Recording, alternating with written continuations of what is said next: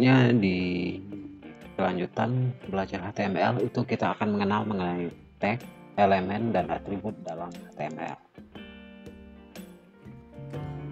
Yang pertama itu tag. Tag ini adalah tanda pemberi perintah penentu fungsi sebuah teks. Penulisan tag ini berada di antara dua kurung siku buka dan tutup. Format penulisannya dalam bentuk umum itu tag pembuka itu di dalam kurung, kemudian objek yang dikenai perintah, kemudian ada tag penutup. Contohnya untuk tag dalam kurung B teks dalam kurung B di garis miring sebagai tag penutup. Nah, ini sebagai perintah untuk menampilkan huruf tebal.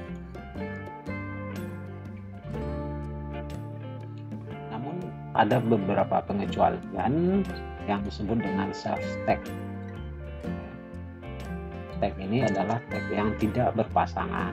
Contohnya itu BR untuk break atau baris baru atau pindah baris, atau HR untuk horizontal line atau garis pembatas,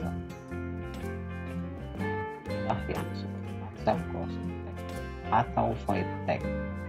Tag ini tidak membutuhkan tag pembuka ataupun tidak membutuhkan tag penutup.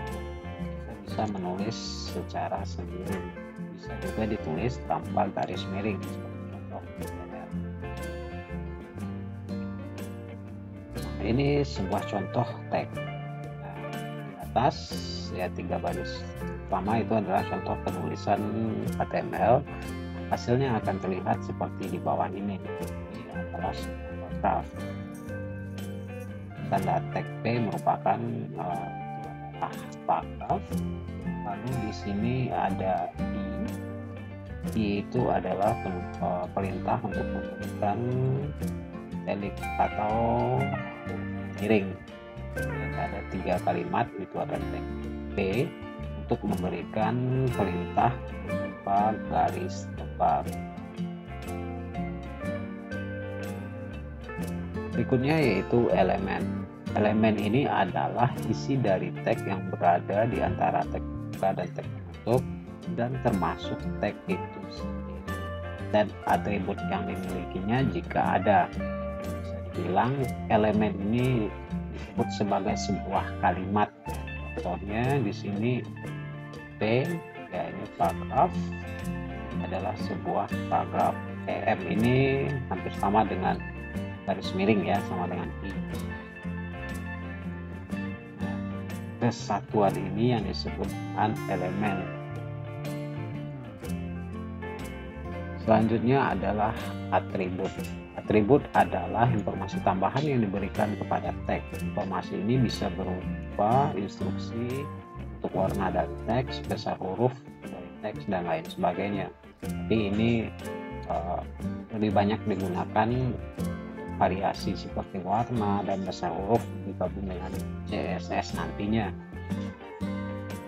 Tulisan atribut itu memiliki pasangan nama dan nilai atau value-nya yang ditulis dengan nama sama dengan tanda kutip itu value nilainya. Tanda kutipnya bisa menggunakan 1 kutip ataupun 2 kutip.